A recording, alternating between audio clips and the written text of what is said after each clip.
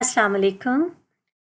Second year course का हम लोग चैप्टर नंबर 8 डिस्कस कर रहे थे, getting started with C language. हमने सी लैंग्वेज को स्टार्ट करना है, सी लैंग्वेज की प्रोग्रामिंग काफ़ी डिटेल में पढ़नी है।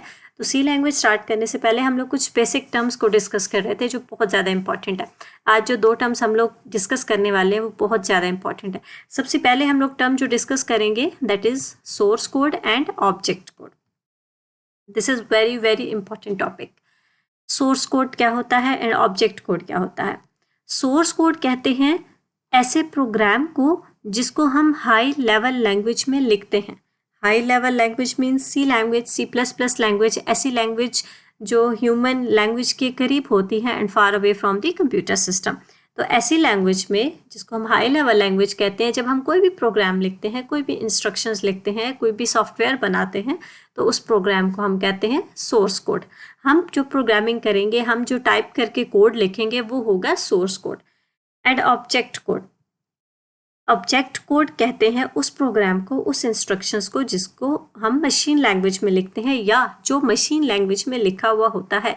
फॉर एग्जाम्पल, अगर मैं यहाँ पे लिखती हूँ 1 1 1 0 1, अब ये एक छोटा सा कोड लिखा हुआ है, no one knows what is the meaning of this, but this have some meanings. इस तरह मशीन लैंग्वेज में 0 1 की फॉर्म में जो लैंग्वेज होती है, उस लैंग्वेज में जो प्रोग्राम लिखा होता है, उस प्रोग्राम को हम कहते हैं ऑब्जेक्ट कोड। कंप्यूटर को समझ आता है ऑब्जेक्ट कोड, हमें समझ आता है सोर्स कोड। हम लोग टाइप करेंगे, हम लोग जो प्रोग्राम्स लिखेंगे वो सोर्स कोड होगा क्योंकि हम उसे हाई लेवल लैंग्वेज में लिखेंगे, लेकिन कंप्यूटर उस कोड को एग्जीक्यूट करने के लिए उसको कन्वर्ट कर देगा ऑब्जेक्ट कोड में, ताकि सिस्टम को भी वो कोड अच्छे से समझ आ जाए। Source code and object code के कुछ डिफरेंसेस हैं। Number 1, source code written in high level language. As I told you, ऐसा कोड जो हाई लेवल लैंग्वेज में लिखा होता है that is called source code. And object code is written in machine language. ऐसा कोड जिसको हम मशीन लैंग्वेज में, बाइनरी लैंग्वेज में लिखते हैं, उसे हम कहते हैं object code. Second, easy to understand. High level language में जो कोड लिखा होता है दैट इज सोर्स कोड। इस सोर्स कोड को अंडरस्टैंड करना ईजी होता है just because that is very very near to the human language. It contains English like words, इसीलिए इसको अंडरस्टैंड करना बहुत ईजी होता है। अगर हम इसको ईजिली अंडरस्टैंड कर सकते हैं तो हम इसको ईजिली मॉडिफाई भी कर सकते हैं, हम इसमें ईजिली चेंजेस भी कर सकते हैं, हम इसमें प्रोग्राम्स बना सकते हैं, हम इसमें सॉफ्टवेयर भी डेवलप कर सकते हैं very very easily, just because हम उसको ईजिली अंडरस्टैंड कर रहे हैं। As compare to object code is difficult to understand, इसको अंडरस्टैंड करना भी डिफ़िकल्ट होता है, and it is difficult to modify, इसको मॉडिफाई करना भी बहुत ज़्यादा डिफ़िकल्ट होता है क्योंकि अगर वो समझ हमें नहीं आएगा, हम उसको अंडरस्टैंड ही नहीं कर पाएंगे उसका मीनिंग क्या है, तो जब हम उसके मीनिंग ही समझ नहीं आएगा तो हम उसको मॉडिफाई कैसे करेंगे, इसलिए हमारे लिए मॉडिफाई करना भी बहुत ज़्यादा मुश्किल होता है। Last one is fewer statements and object code has many statements. Source code जो होता है उसमें बहुत कम स्टेटमेंट्स होती हैं। हम हाई लेवल लैंग्वेज में जो प्रोग्राम लिखेंगे, मैं आप लोगों को दिखाऊंगी इंशाल्लाह लिख के, जो हम प्रोग्राम लिखेंगे उसमें कुछ स्टेटमेंट्स होंगी, 4-5 स्टेटमेंट्स होंगी, और जब हम उसको कन्वर्ट करेंगे ऑब्जेक्ट कोड में, तो ऑब्जेक्ट कोड में उस 4-5 स्टेटमेंट्स की भी बहुत ज़्यादा स्टेटमेंट्स बन जाएंगी। मीन्स ऑब्जेक्ट कोड जो होगा उसमें स्टेटमेंट्स बहुत ज़्यादा होती हैं और सोर्स कोड में स्टेटमेंट्स बहुत कम होती हैं।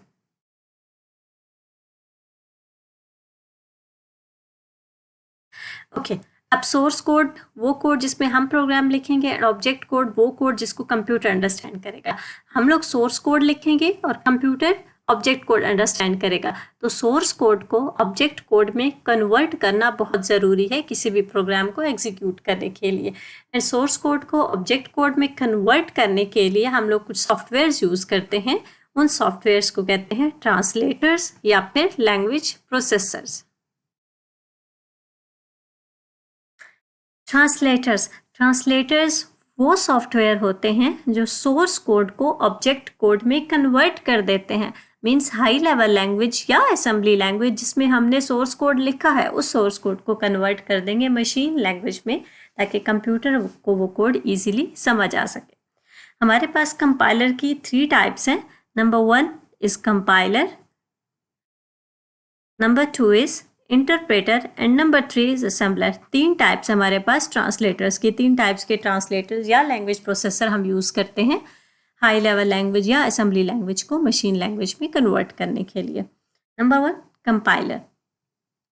कंपाइलर एक ऐसा ट्रांसलेटर है जो हाई लेवल लैंग्वेज को कन्वर्ट करता है मशीन लैंग्वेज में, या in other terms source code को कन्वर्ट करता है ऑब्जेक्ट कोड में, बट पूरे प्रोग्राम को एज अ होल कन्वर्ट करता है। इट मीन्स कि हमने जो प्रोग्राम लिखा है, चाहे उसमें 5 स्टेटमेंट्स हैं या उसमें 50 स्टेटमेंट्स हैं, पूरे के पूरे प्रोग्राम को एक साथ एक ही बार कन्वर्ट कर देगा ऑब्जेक्ट कोड में। सोर्स कोड का एक ऑब्जेक्ट कोड जनरेट कर देगा और उस ऑब्जेक्ट कोड को हम जब चाहें, जितनी बार चाहें, एग्जीक्यूट करके उसका आउटपुट, उसका रिजल्ट हम देख सकते हैं। तो कंपाइलर को हम डिफाइन करेंगे। Compiler is a type of translator which is used to convert source code into object code as a whole. Number 2 is interpreter. Interpreter is also a type of translator. ये भी एक type है translator की। ये भी high level language को convert करता है मशीन लैंग्वेज में, सोर्स कोड को कन्वर्ट करता है ऑब्जेक्ट कोड में, but the difference is interpreter convert करता है किसी भी प्रोग्राम को ऑब्जेक्ट कोड में लाइन बाय लाइन। जैसे हम लोग प्रोग्राम लिखते हैं, एक एक स्टेटमेंट को एट अ टाइम कन्वर्ट करता जाता है ऑब्जेक्ट कोड में और साथ ही उसकी एग्जीक्यूशन होती जाती है। मीन्स एक स्टेटमेंट लिखी, उसको कंपाइल किया, उसके अंदर एरर्स चेक किए एंड देन उसका ऑब्जेक्ट कोड बना दिया, the next line, the next line and the next line. तो इंटरप्रेटर किसी भी प्रोग्राम को स्टेटमेंट बाय स्टेटमेंट कन्वर्ट कर देता है ऑब्जेक्ट कोड में, एंड कंपाइलर कंप्लीट प्रोग्राम को एज अ होल कन्वर्ट करता है। कंपाइलर कन्वर्जन में हमारे पास सोर्स कोड का ऑब्जेक्ट कोड क्रिएट होता है जिसको हम अगेन एंड अगेन एग्जीक्यूट कर सकते हैं, but in case of interpreter हमारे पास सोर्स कोड का ऑब्जेक्ट कोड क्रिएट नहीं करता, क्योंकि वो स्टेटमेंट बाय स्टेटमेंट चेक कर रहा होता है। वो पूरे प्रोग्राम का एक ऑब्जेक्ट कोड जनरेट नहीं कर रहा होता, वो एक एक स्टेटमेंट कोड कन्वर्ट करके उसको एग्जीक्यूट कर रहा होता है। इसीलिए उसका कोई प्रॉपर सोर्स कोड का ऑब्जेक्ट कोड क्रिएट नहीं हो रहा होता। Interpreter as compare to compiler slow होता है बिकॉज ये लाइन बाय लाइन कन्वर्ट करता है, और कंपाइलर फास्ट होता है बिकॉज वो पूरे का पूरा program as a whole convert कर देता है। This is the main difference between compiler and interpreter. Compiler use होता है नॉर्मली सी लैंग्वेज में, C++ लैंग्वेज में, एंड इंटरप्रेटर पुराने लैंग्वेजेस में यूज होता था, जैसे बेसिक लैंग्वेज या कुबो languages etcetera. Number 3 is assembler. Assembler is a type of translator which is used to convert assembly language into machine language. ऐसा ट्रांसलेटर जो जस्ट असेंबली लैंग्वेज को कन्वर्ट करेगा मशीन लैंग्वेज में, ऐसे ट्रांसलेटर को हम कहते हैं असेंबलर। ओके, आप लोगों को डिफरेंस क्लियर हो गया होगा।